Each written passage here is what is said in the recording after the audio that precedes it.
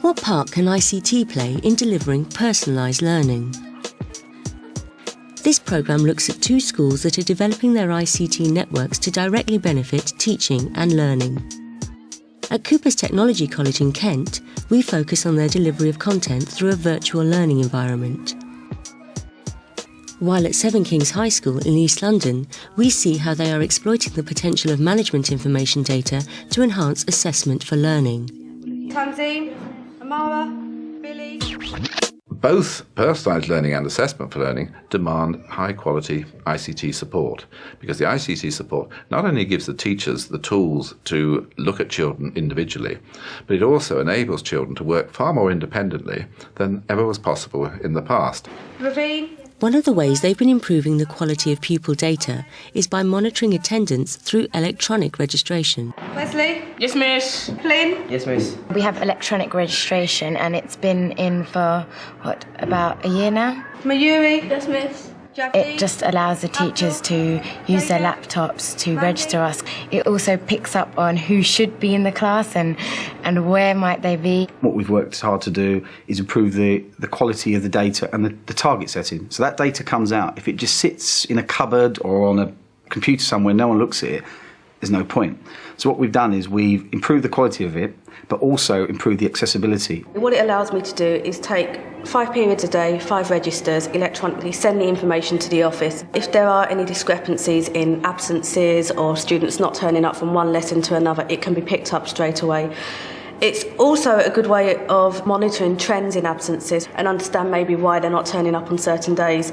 As a head of year, I'm very concerned with attendance and punctuality. If they've been present at morning registration, present lesson 1 and 2, but they're missing lesson 3, then theoretically the system can throw up a warning to me saying this person was in but is now not. Where are they? And then I can follow that up quite quickly. Obviously, I go to all of my lessons, so I'm not really bothered by it. It doesn't affect me, but obviously people who like truant and don't want to go to the lessons, then obviously they're going to be bothered by it, aren't they? We've just quite recently got laptops. Every staff member has a laptop, and that has improved the communication between teachers immensely. So I get more information more quickly about incidents that have happened, about positive things which have happened, and I get that information very quickly coming to me wherever I am. At Seven Kings, they have customised an off-the-shelf management information system to make it work for their particular vision of assessment for learning. We looked at the existing management information systems and we couldn't quite find exactly what we wanted in the format we wanted. This whole personalised, and it is personalised access to information about children. We're very fortunate to have a technician at the school who was able to create the system based upon what was already there and just create an interface that accessed what was there. Subject teachers like Nikki Difford use the system to set targets, keep records of assessment and prepare reports. As a design technology teacher, how it works for me, the children do practical-based projects. They're learning a whole wide range of skills in there. So I will interview the children one by one and I will say to them, what skills have you developed so far as part of the course? Right, Jasmine, early into year 9, but what we're doing first of all is your interim report. That's due on November the 5th. Okay. And like we did last year, we're going to discuss all of the grades and all the criteria that you need to be given. I'll start recording it in their report now. Even though it's only November and the report doesn't go out till next March, it is very important that you sort of catch the moment live as it's happening. So what we've got here is student name, overall attainment, effort, homework, behaviour and presentation. So let's first of all talk about your behaviour in the classroom. On a rating of 1 to 4, what would you say your behaviour was? The way you work safely? A 2. This is a group project. Yeah. And you are being a little bit harsh on yourself. Okay. But I think you do work safely, and I think you are being a little bit critical. So your behaviour to me is 1. These interims are helping the children because they are consistently involved in the information that is being held about them. You can't hide information about a child away from them with regards to their progress, otherwise they're not going to learn and they're not going to develop their skills. Right, give me a target for food technology. I could remember to bring my ingredients sometimes. Okay. Bring the correct ingredients. Well done. The key part of what we're trying to do is to give the teachers the information at point of need. So when they need to challenge that child to actually discuss with them their learning, they've got the information ready and available there. And that is so powerful, that immediacy and that information available at point of need. Compared to a paper-based system, it's fantastic. This school has a long tradition of talking to students about how they learn. What ICT has done is to make that so much easier and so much more meaningful. It adds a depth to those conversations. Obviously, you've done very well in your SATs, in your Key Stage 3 SATs. Yeah, we're looking at 555, and you've done very well in your NFER scores. I don't know if Miss Mills has talked to you about those yet. No, not yet. Right. What we use them for is to predict how well you're going to do later on in your Key Stage 3. My role is to draw together all those various different sources of information and to support the learning of a whole child rather than the learning of a child in a particular subject. A load of different information sources are brought together to give one document that condenses all that information that's available to teaching staff. And it draws on the comments of an academic coordinator, Year 7 NFER scores, Key Stage 2 SATs results. And it draws on some background information that we know about the kid. Tanzim, did you know that you're on the gifted and talented list? Has anyone spoken to you about that? Mr. Donetto, possibly? Yeah. He has? Last year. Right, last year. Well, you're still on it this year. It's quite, I won't say it's a compliment because I don't want it to go to your head particularly, but it's something that you should be bearing in the back of your mind, that you can be pushing yourself to achieve really very highly here. The more information I have, the better conversation I can have with that child, and the more focused and the more personalised really you can make that child's learning goals. The next stage for us will be to structure it even further so that we can actually decide which bits can be seen by which students at which time. So when they dial in, they can actually see their latest assignments. Their parents will be able to dial in and see their assignments. They'll be able to look in at schemes of work and everything else. So that the whole virtual or managed learning environment, that will allow us to do that. So that's a big part of our future, I think, and that's where we're actually looking, exploring and talking to suppliers at the moment. One school that is already exploring the potential of a virtual learning environment is Cooper's Technology College in Kent. They're working towards a system that can be accessed 24 hours a day by pupils, teachers and parents, and where the content is personalised to suit all learning styles and abilities. We've invested very heavily into our digital plumbing, our computers, our systems. But once you've done that, that's very mechanical. It's about why have you done it? We've done it because we see that if you want to engage young children are engaged when the work is personal to them. Our virtual learning environment is Class Server. Class Server itself has the student view and the teacher view. The student view is available across the internet, and when they first enter they would log in and see all the classes that they are currently assigned to. When they go into their class, they'll see any assignments that they've been sent by their teacher. This is my page and it's Year 10 ABCE, and only people in my class can do it, only people in Year 10. If anyone else tried to log on they couldn't get in. And every lesson something's posted on here saying what we're going to do in the lesson. I can set different pieces of work at different levels for different students in the class, and then they decide when and where they access that. At the moment I've only got this one here, which is on the witchcraft. It says it here when it's been given to you, how good it has to be and how many marks you can get.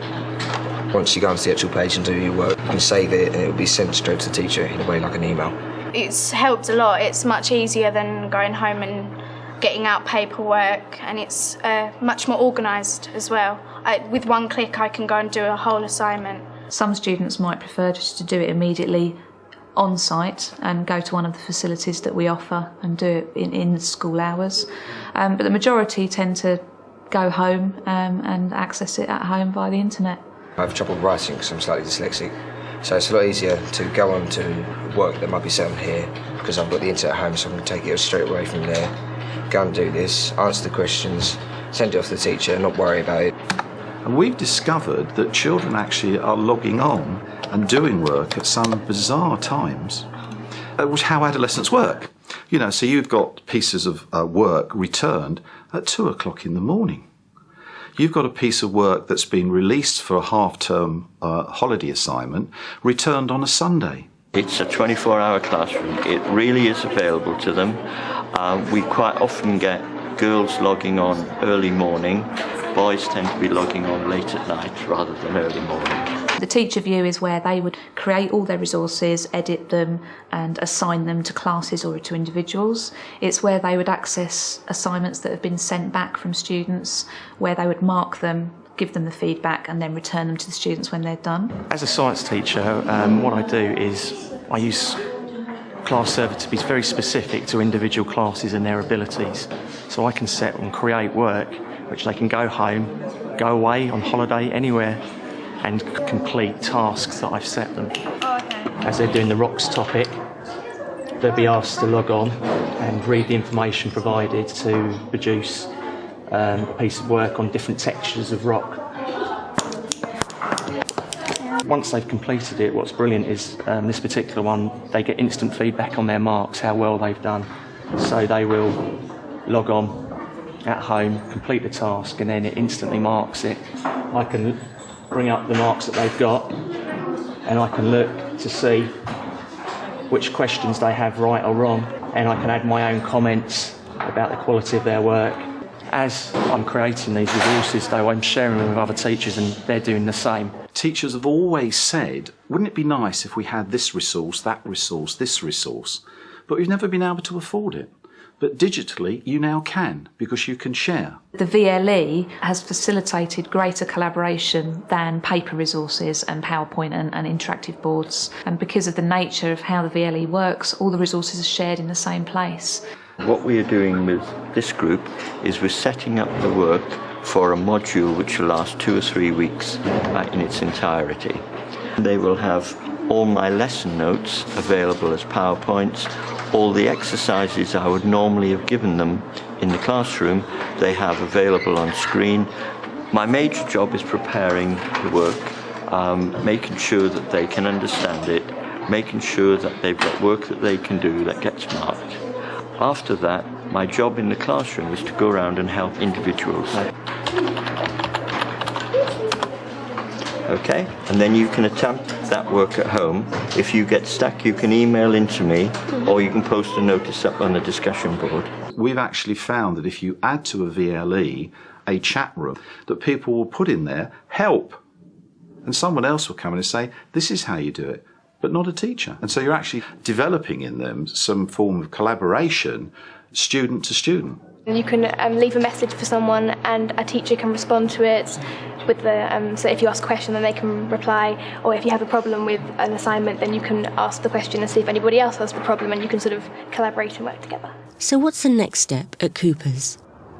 Our main concern is that the virtual learning environment was working independently of our management information system, and that, say, come a parent's evening or a report writing time, a lot of information was having to be recollated and presented, whereas the potential of the Learning Gateway, we hope, is to bring together the 3 layers of learning, the parents, staff and students, and really put students in the fore in terms of their ability to manage their own learning rather than being led by staff and by parents. All of these things are still in their infancy, and we've got to say that, and you still have these slight hiccups every now and again. But it's by working at it and having the conviction that that's the right approach, and also saying to parents, that's how we're doing it, because that's what you're seeing in your own world.